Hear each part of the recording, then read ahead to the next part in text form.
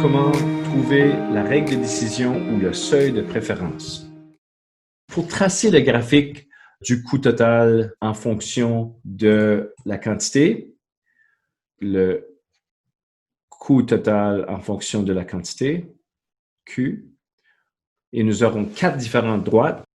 Donc, pour les processus A, B, C et D, nous aurons d'abord le coût total de A, et l'équation du coût total, comme nous avons vu avant, est égale au CVU de A, coût variable unitaire de A, fois la quantité Q, qui sera la variable indépendante sur l'axe des X, plus les coûts fixes de A. Nous aurons ensuite l'équation CTB, qui sera le coût variable unitaire de B fois Q, plus le coût fixe de B. Et je vais juste effacer ceci pour me sauver de l'espace et tout le faire dans un endroit. Donc ici, nous aurons également le coût total de C, qui sera le CVUC, le coût variable unitaire C, fois Q, plus les coûts fixes de C, et finalement, le coût total de D, qui sera égal à CVUD fois Q, plus CF de D. Et à partir du tableau qu'on a ici, je peux écrire ces 4 droites en insérant les valeurs dans les équations. Le CTA va demeurer CTA. Et ce sera égal au CVUA, qui est 35 ici dans le tableau. Donc, 35 fois Q, plus CFA, le coût fixe de A, qui est 3500. Et ceci va représenter ma première droite, l'équation de ma première droite. Ensuite, pour le B, ça sera CTB égale au coût variable unitaire de B qui est 50 fois Q plus le coût fixe de B qui est 2500. Ceci sera ma deuxième équation de droite. Ensuite, pour le coût total de C, ce sera égal à 10 fois Q plus 5000 que l'on obtient ici. Donc, ma troisième équation. Et ensuite, CTD sera égal à 20 fois Q plus 5000 qu'on a ici. Maintenant, toutes ces droites ont la forme Y égale MX plus B. C'est-à-dire, le Y, c'est le coût total, la pente M, c'est 20 ou 10, 35, 50, etc. Et l'ordonnée à l'origine, c'est le dernier terme qu'on trouve à la fin ici à la droite. Donc, on peut maintenant tracer ces droites-là de la même façon qu'on a vu pour le seuil de rentabilité. On doit déterminer 2 points. Le premier point, encore une fois, ce sera facile. Donc, je vais faire 4 croix ici.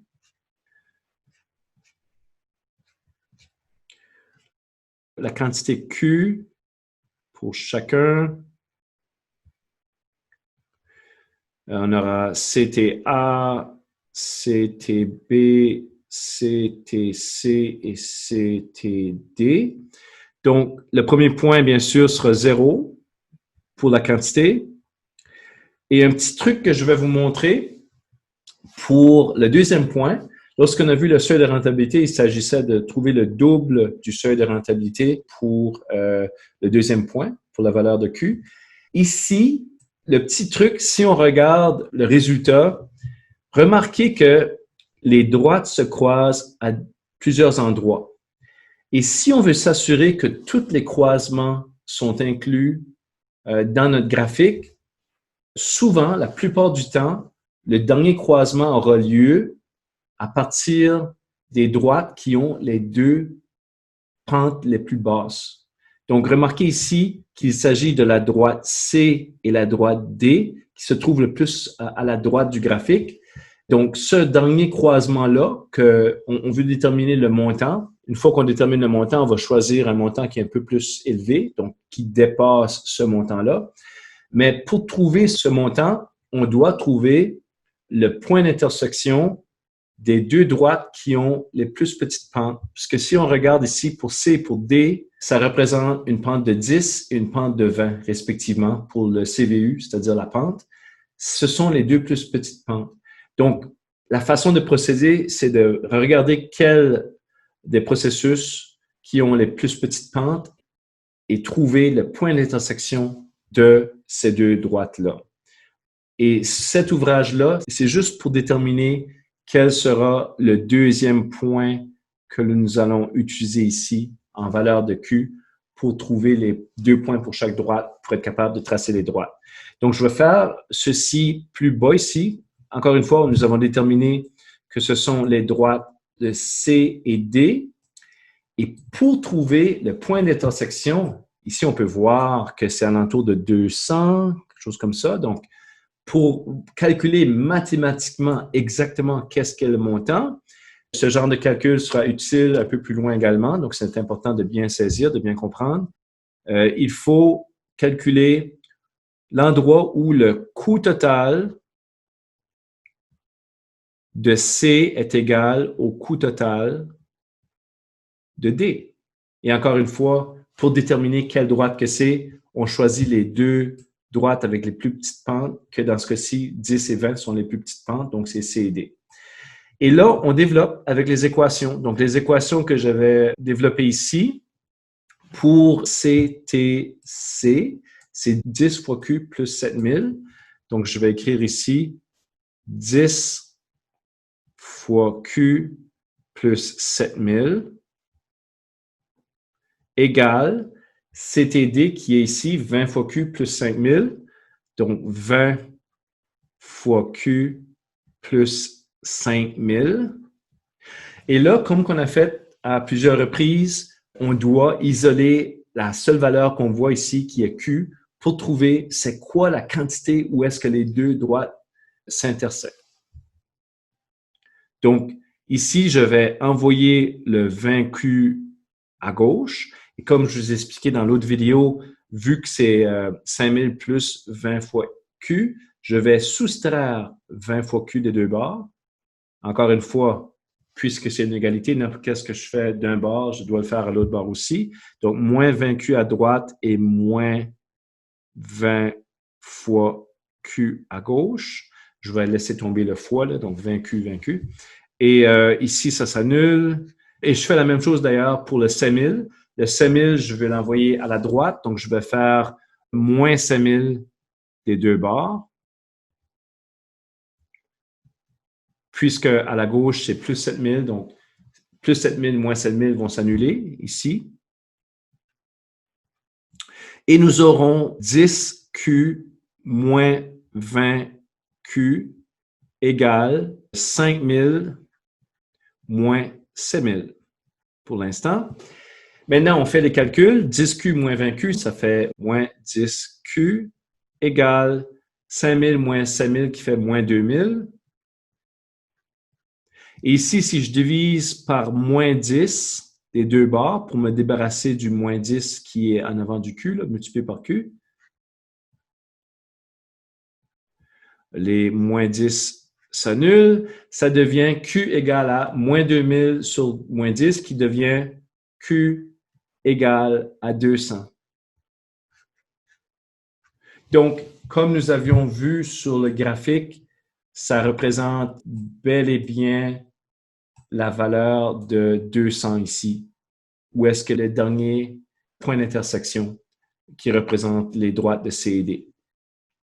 Donc, tout cet ouvrage, au début, juste pour déterminer quel deuxième point nous allons utiliser pour la valeur Q. Une fois que vous avez trouvé ce montant, pas nécessairement d'utiliser ce montant, mais d'aller un petit peu plus vers la droite, un petit peu plus grand.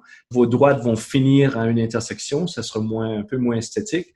Donc, disons, on choisit le montant un peu plus grand, donc de 250. Ici, remarquez que si je place 250, ça me donne les montants, ça le calcule automatiquement pour moi. Donc, c'est ça qui est merveilleux avec la technologie, avec un fichier Excel, je peux changer la valeur ici et ça me donne les montants, mais je vais les calculer rapidement et je vais avoir ça comme référence pour le calculer rapidement. Donc, ici, si je place mes points, donc 250, désolé, 250, 250, et 250 et 250. Donc, j'ai tout simplement besoin de regarder mes droites que j'avais trouvées tantôt. Et lorsque je place la première valeur de Q qui est 0 dans ma droite, 35 fois 0, ça fait 0. Ça va donner 3500 ici. Et si je place 250 ici, ça va me donner 12 250. Donc, 12 250. Je vais juste calculer pour faire sûr, pour m'assurer que c'est le bon montant. Donc, 35 fois 250 plus 3500, qui est ce qu'on a ici, là, qui donne 12 250. Si je le fais pour B, donc 50 fois 250 que j'ai ici, plus 2500, plus 2500, me donne 15 000, qui est le bon montant que j'ai sur Excel. Donc ici, je viens de calculer ce montant ici, 15 000. En passant ici, pour le B, si j'ai une quantité de 0, ça veut dire que 50 fois 0, ce terme-là disparaît. Ça donne tout simplement 2500 ici. Ensuite, pour le C, j'ai mon value devant. Pour la quantité 0 ici, 10 fois 0, ça donne 0. Donc, on aura tout simplement 7000 ici.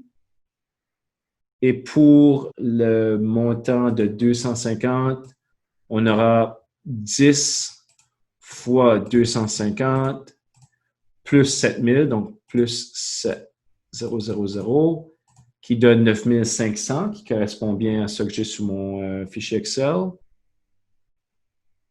Et finalement, le dernier sera 5000 et 250 dans l'équation va me donner 10 000 ici. Donc, 20, juste pour m'assurer, 20 fois 250 plus 5 000 qui me donne 10 000. Donc, une fois que j'ai déterminé les couples de points pour chacune des 4 droites, donc c'est-à-dire 8 points au total, 2 points pour chaque droite, je peux maintenant tracer le graphique du seuil de préférence ou de la règle de décision. Et ici, encore une fois, comme j'ai expliqué dans l'autre vidéo, je vais choisir des montants pour l'axe des X et des Y qui contiennent toutes ces valeurs. Donc, on remarque en X, si on regarde tous les montants en X, le plus loin qu'on va, c'est 250. Le 250 dépassait déjà le dernier croisement, donc c'est correct, on peut se rendre jusqu'à 250 ici. Donc, on aurait peut-être 50, 100, 150, etc., jusqu'à 250. Et pour l'axe des Y, si on regarde tous les montants qui sont en Y, il faut regarder le plus grand montant. D'ailleurs, ici, il n'y a pas de valeur négative, comme on avait pour le seuil de rentabilité. Ça commence à 0. Mais la plus grande valeur, si je ne me trompe pas, c'est 15 000 ici. Donc, on va dépasser légèrement 15 000 pour pas que ça tombe en haut du graphique. Disons 16 000. Donc, ici, on fait des divisions allant jusqu'à 16 000. Par exemple, peut-être 2 000, 4 000, 6 000, 8 000, allant jusqu'à 16 000. Et c'est sûr, je vous montre juste à peu près comment le faire, mais une fois que vous avez tracé le graphique minutieusement, si vous le faites à la main, vous allez ensuite placer les points sur le graphique. Donc, par exemple, 0, 3500, 0 ici, 3500 serait peut-être alentour d'ici. Donc, le premier point commencerait ici, par exemple. Et ensuite, 250, 12 250. Donc, 250 en X ou en quantité. Ici, on a le coût total. Donc, 250 et 12 250, peut-être ça donne quelque chose alentour d'ici, etc. Vous trouvez des points, les 2 points pour chacune des droites. Et là, vous tracez les droites, les 4 droites. Et lorsque vous le faites tout comme il faut, là, je l'ai fait vraiment rapidement, juste pour vous montrer une idée. Donc, ici, vous voyez que ça correspond bel et bien. 0,3500, 0,3500, ça, c'est le début du point A. Et ensuite, à la droite, 250 et 12 250. Donc, 250 et 12 250. Donc là, c'est exact avec Excel. Et on trace à droite. On fait la même chose pour B, on trace à droite, pour C et pour D. Et une fois qu'on arrive à ce point, on peut déjà déterminer l'ordre de la règle de décision du seuil de préférence. On va voir dans quelques instants comment trouver exactement la règle de décision, le seuil de préférence. Mais d'abord, on sait que au tout début, la procédure B sera la moins coûteuse. Si vous suivez ici, remarquez que en partant du coût égal à 0 et si on monte ici, lorsqu'on frappe la droite, la première droite qu'on frappe est la moins coûteuse. Donc, par exemple, ici, pour la quantité 0, lorsque je monte, la première droite que je frappe, c'est B. Donc, c'est B qui est le moins coûteux. Si je monte, par exemple, ici, à moitié à 25, lorsque je monte, la première droite que je frappe est encore B. Donc, c'est encore B qui est moins coûteux, etc. Je continue à 50, c'est encore B. Mais là, disons que je vais à 75 alentour d'ici. Lorsque je monte, la première droite que je rencontre, qui représente la procédure la moins coûteuse, est la droite A. Donc, remarquez, ça va de B, ensuite, ici, ça change à A. Ensuite, ici, le moins coûteux devient D. Par exemple, pour 150, lorsque je monte à partir de 150, la première droite que je frappe, qui représente le moins coûteux, est la droite D.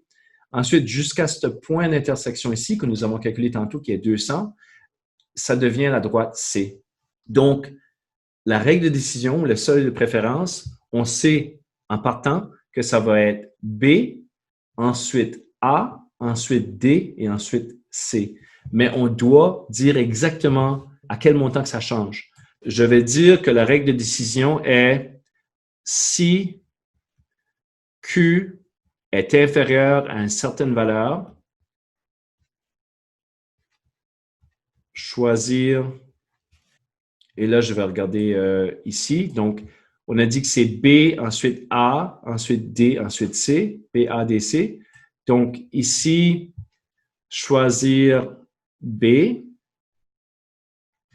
Et si Q est entre la même valeur que je vais calculer ici, là, et une autre valeur que je dois calculer, choisir A. Ensuite, si Q se trouve entre cette valeur que je vais calculer ici et une autre valeur que je sais déjà qui est 200 parce que je l'ai calculé tantôt, choisir D. Et finalement, si Q est supérieur à ce montant que j'ai déjà calculé, choisir C. Et encore une fois, j'ai calculé ce dernier montant tantôt, ici, en trouvant le point d'intersection où est-ce que le coût total de C est égal au coût total de D, et j'avais isolé la valeur Q et j'ai trouvé 200. Alors, je peux déjà remplacer mes points d'interrogation ici.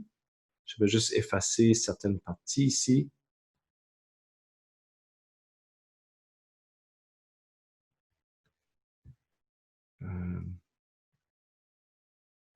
Donc ici, je sais que c'est 200 ici. Maintenant, il me reste à trouver vraiment juste deux autres valeurs. Il me reste à trouver le point d'intersection ici, où est-ce que B et A se rencontrent, et le point d'intersection ici, où est-ce que A et D se rencontrent. Et vous allez peut-être me demander pourquoi on ne fait pas le calcul du point d'intersection entre, par exemple, B et D ici, ou B et C qui est ici. On n'est pas vraiment intéressé à ces points d'intersection puisqu'on veut seulement savoir à ces endroits ici, le premier endroit ici, le deuxième ici et le troisième ici, comment on trouve notre règle de décision ou notre seuil de préférence par rapport aux coûts totaux qui sont les plus bas. Donc, ça représente vraiment là, cette ligne-là qui va de B, qui croise ici à A, qui croise ici à D et qui croise ici à C. Donc, c'est cette ligne-là qui se trouve en bas de notre graphique qui est importante. Donc, on doit tout simplement maintenant trouver le point d'intersection de A et B et le point d'intersection de A et D pour le point d'intersection de A et B, qui est ici. Je vais faire la même chose que tantôt. Je vais écrire CTA égale à CTB. Et là, je vais aller à mes données. Je vais juste aller voir les équations. Ceci, en passant, ce sont les équations qui sont fournies dans le corrigé. Donc, si je regarde le montant de CTA et CTB, les droites sont ici. Ce sont ces deux droites-là. CTA égale à CTB, donc, en autre mot, ici, la droite qui représente CTA que j'avais trouvé tantôt, qui est 35Q plus 3500 égale à 50Q plus 2500. Et là, je vais aller un peu plus vite. Donc, j'envoie le Q à gauche et le 3500 à droite. Ça fait 35Q moins 50Q égale 2500 moins 3500. Ensuite, lorsque je calcule ici, ça fait moins 15Q. Et c'est un moins 1000 ici. Donc, lorsque je divise les deux bords par moins 15, donc je vais calculer ici.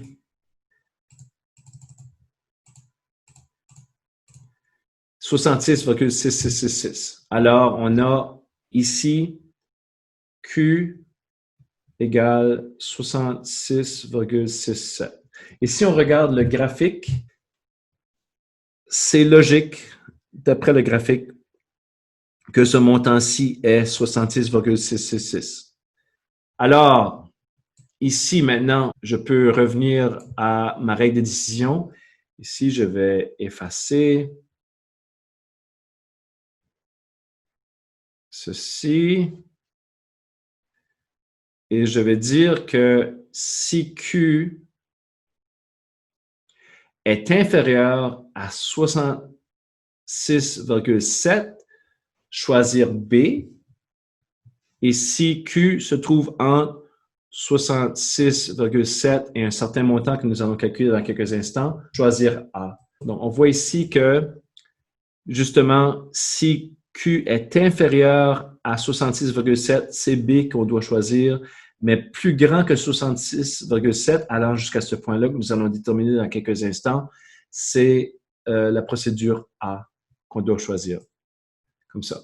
Et là, à droite ici, je vais faire le dernier calcul qui est le point d'intersection entre A et D cette fois-ci. Donc, CTA égale à CTD. Et encore une fois, je vais regarder les valeurs qui sont ici.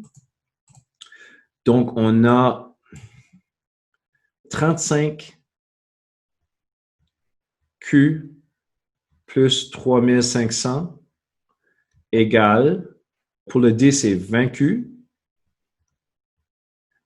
plus 5000. Alors ici, si j'envoie le 20Q l'autre bord, ça fait 35Q moins 20Q. Et j'envoie le 3500 à droite qui fait 5000 moins 3500. Et donc, ça me donne 15Q égale à 1500, qui veut dire que Q me donne 100. Alors, si je regarde ici, ça fait du bon sens. 100 fait du bon sens, puisque on voit ici que c'est bel et bien le point d'intersection entre la ligne A et D qui est la valeur 100. Donc maintenant, je peux revenir à mon problème et dire que ici, je vais changer ça. Donc, la règle de décision, nous aurons maintenant 100 ici. Et c'est ça qui est la règle de décision ou le seuil de préférence. Ici, c'est ça qui est la règle à la fin, après cet ouvrage. Et ça nous permet d'établir comme entrepreneur ou comme gestionnaire d'une entreprise quelle procédure nous allons utiliser dépendamment de la quantité. Si la quantité est inférieure à 66,6, on choisit la procédure B. Entre 66,6 et 100, on choisit la procédure A. Entre 100 et 200, la procédure D. Et plus grand que 200, on choisit la procédure C. Dans une dernière vidéo du module 4, je vais vous montrer justement comment utiliser ces fichiers Excel pour nous aider à trouver rapidement des solutions aux problèmes.